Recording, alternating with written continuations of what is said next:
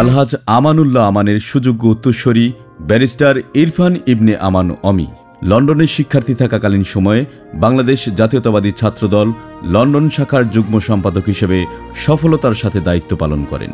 ব্যারিস্টারি degree লাভের পর তিনি দেশে ফিরে ঢাকা ২ আসনের জনগণের সেবায় নিজেকে নিয়োজিত করেন ও ঢাকা জেলা বিএনপির রাজনীতিতে সক্রিয় হয়ে ওঠেন।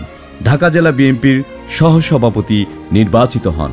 ব্যারিস্টার ইরফান ইবনে আমান অমি ২০১৮ সালে বিএনপির ক্রান্তি লগ্নে গণমানুষের ভোটাধিকার ফিরিয়ে দিতে এবং গণমানুষের অধিকার প্রতিষ্ঠার লক্ষ্যে মুক্তির দূত হিসেবে ঢাকা ২ আসনের হাল ধরেন। দেশনেত্রী বেগম খালেদা জিয়া এবং দেশনায়ক বিএনপির ভারপ্রাপ্ত চেয়ারম্যান জনাব তারেক রহমান ১০ম জাতীয় সংসদ নির্বাচনে ব্যারিস্টার ইরফান ইবনে আমান অমিকে ধানের শীষের প্রার্থী হিসেবে মনোনয়ন দেন। তারপর থেকে শুরু হয় ঢাকা ২ আসনের প্রচার প্রচারণা। হ্যামিলিয়নের বাঁশিওয়ালার মতো তার প্রচার প্রচারণা।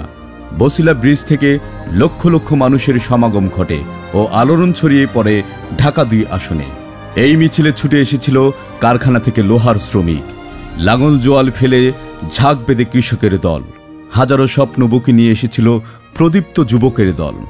হাতের মুঠোয় মৃত্যু, চোখে স্বপ্ন নিয়ে এসেছিল মধ্যবিত্ত, নিম্ন মধ্যবিত্ত, করুণ কেরানি নারী বৃদ্ধের দল। আলোড়ন ছড়িয়ে পড়ে ঢাকা ২ আসন তথা বাংলাদেশের প্রতিটি অঞ্চলে এবং ঢাকা ২ আসনের সকল শ্রেণী পেশার মানুষ তাদের নেতা হিসেবে তাকে সাদরে গ্রহণ করেন। মানুষ যদি ২০১৮ নির্বাচনে তাদের ভোটাধিকার প্রয়োগ করতে পারত তাহলে অবশ্যই তিনি বিপুল ভোটে জয়লাভ করতেন। যেহেতু মানুষ তাদের ভোটাধিকার প্রয়োগ করতে পারেনি, কিন্তু মানুষের হৃদয়ে তার স্থান হয়েছে এবং মানুষের মুখে মুখে জনতার এমপি হিসেবে স্থান করে নিয়েছেন ব্যারিস্টার ইরফান ইবনে আমান অমি। তার পরবর্তী সময়ে বিএনপির ভারপ্রাপ্ত চেয়ারম্যান দেশনায়ক জনাব তারেক রহমানের নির্দেশনায় স্বৈরাচার হাসিনার জুলুম অত্যাচার আর নির্যাতনের বিরুদ্ধে রাজপথে লড়াই সংগ্রাম শুরু করেন ব্যারিস্টার ইরফান ইবনে আমান অমি। প্রতিটি আন্দোলন সংগ্রামে জনতাকে সাথে নিয়ে স্বৈরাচার বিরোধী তুমুল প্রতিরোধ গড়ে তোলেন ঢাকার রাজপথে। নিজের জীবনকে বাজি রেখে জাতীয়তাবাদী আদর্শকে বুকে ধারণ করে আন্দোলনের নেতৃত্ব প্রদান করেন। ২০১৮ সাল থেকে জাতীয় সকল আন্দোলনে ঢাকা ২ আসনের জনগণকে সাথে নিয়ে আন্দোলন সংগ্রাম চালিয়ে যান ঢাকার রাজপথে। বিশেষ করে ২৮ অক্টোবর বিএনপির শান্তিপূর্ণ মহাসমাবেশে যখন নির্বিচারে ফ্যাসিস্ট হাসিনা সরকারের পেটোয়া বাহিনী গুলিবর্ষণ করে, তখন তিনি পিছপা না হয়ে ঢাকা ২ আসনের জনগণকে সাথে নিয়ে আন্দোলন সংগ্রাম চালিয়ে যান। তিনি ঢাকা ২ আসনের মানুষের জন্য অনেক কাজ করেছেন। তিনি করোনাকালীন সময়ে মানুষের ঘরে ঘরে সহায়তা পৌঁছে দেন এবং খোঁজখবর নিয়েছেন।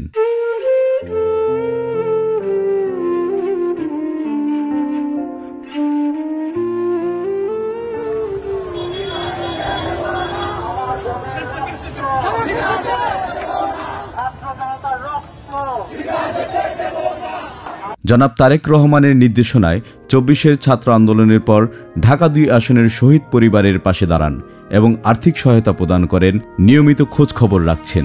ফেনী ট্র্যাজেডিতে বন্যা কবলিত প্রায় ৫০,০০০ পরিবারের মাঝে খাদ্য সামগ্রী পৌঁছে দেন। বিভিন্ন ঈদে ঢাকা ২ আসনের জনগণের মাঝে ঈদ সামগ্রী পৌঁছে দেন।